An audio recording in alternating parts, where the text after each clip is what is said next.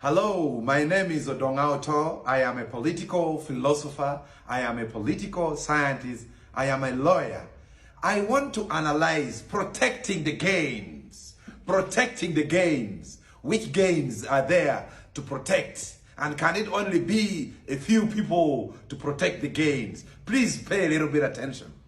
There are 7 aspects which I would call the NRM achievements that I need as a political scientist to bring it into proportion. 1, roads.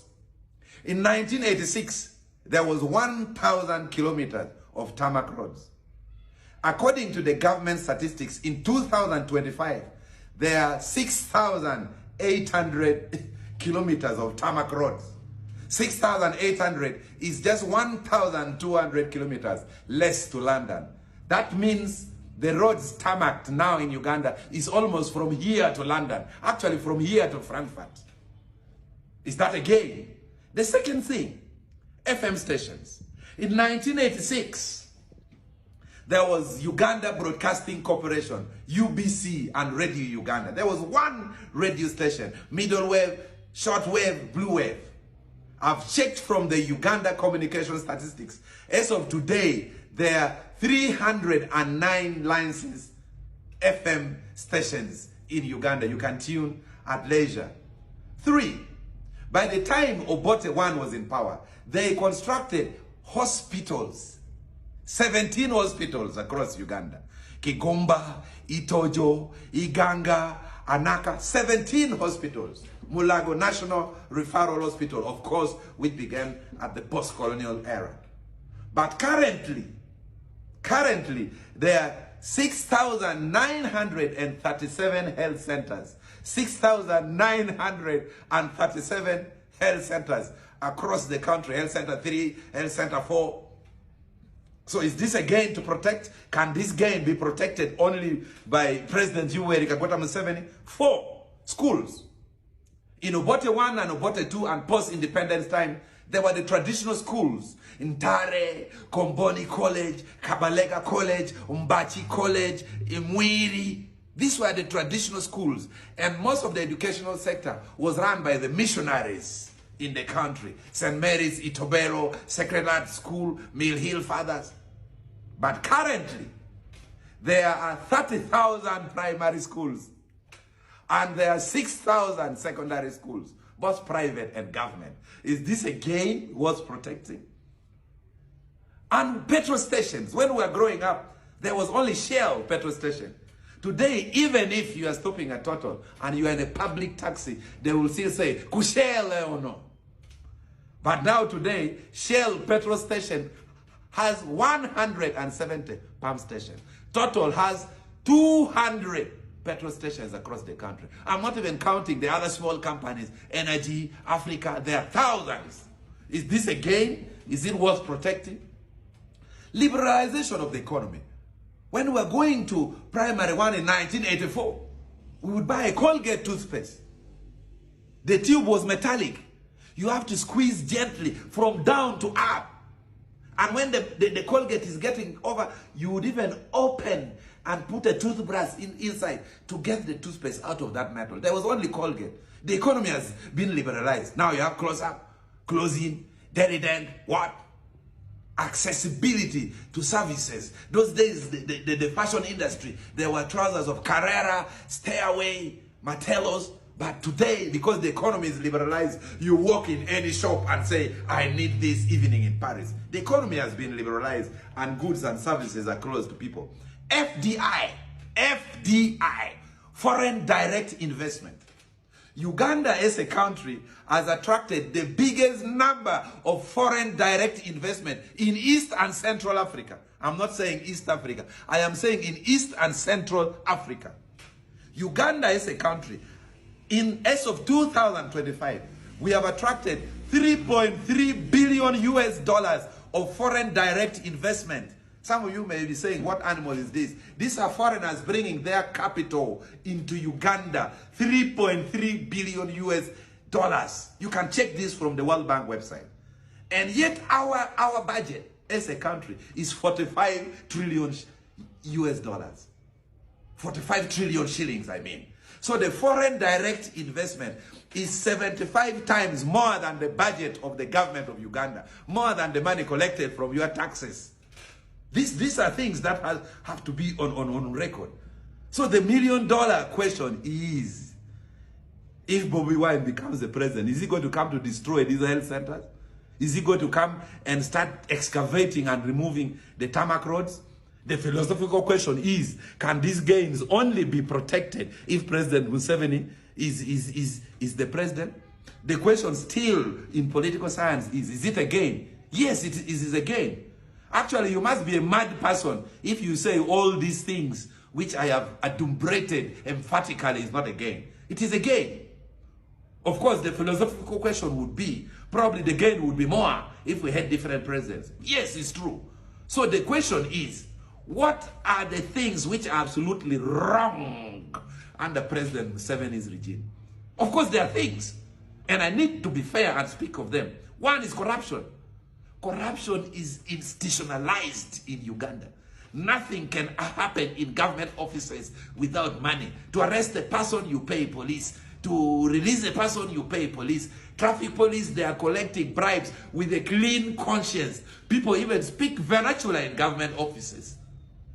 The level of corruption is incredible. Man eateth where he worketh, and worketh most where he eateth. Actually, as a philosopher, I predict in the next 20 years, we are even going to produce children with genes of corruption inborn, given the nature of corruption under the NRM government. Still, we have to ask this question.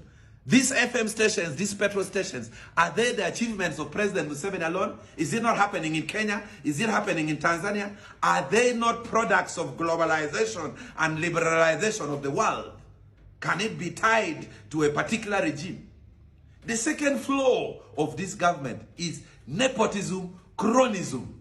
Actually, the level of ethnic consciousness in Uganda has increased. People prefer to identify themselves more as an Acholi.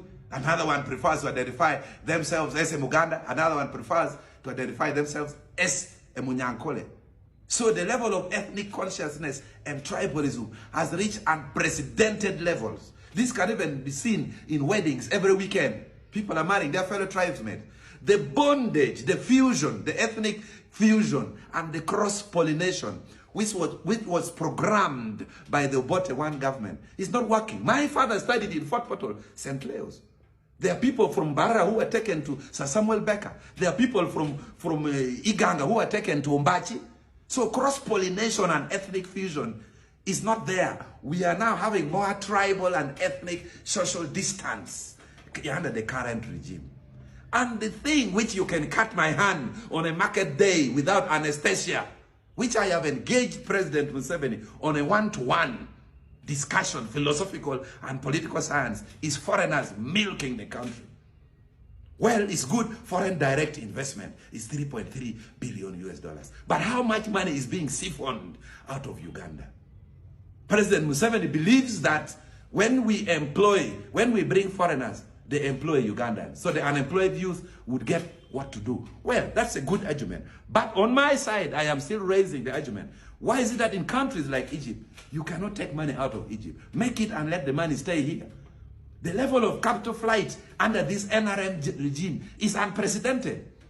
The money being taken out by Stanbic Bank, a South African company, by MTN, a South African company, by sports betting. The government is doing nothing. Ugandans are poor, and the foreigners are milking the country. There are no controls. This one, I totally disagree with the NRM government. But be it as may, are they against to protect? Yes. Actually, I still insist. You must be mad to say there is no gain. But the question is, who should protect the gain? Now the answer comes back to political science.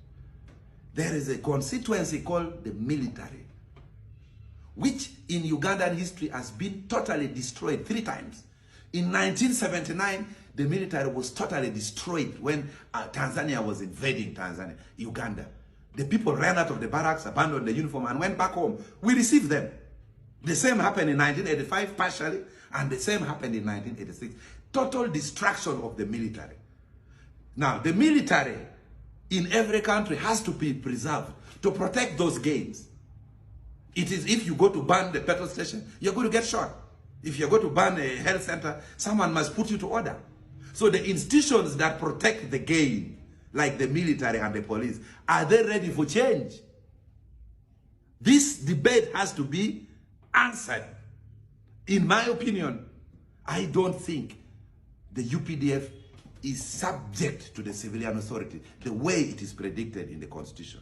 The UPDF now has become the authority, and yet the law, I think under Article 215, says they should be subject to the Constitution.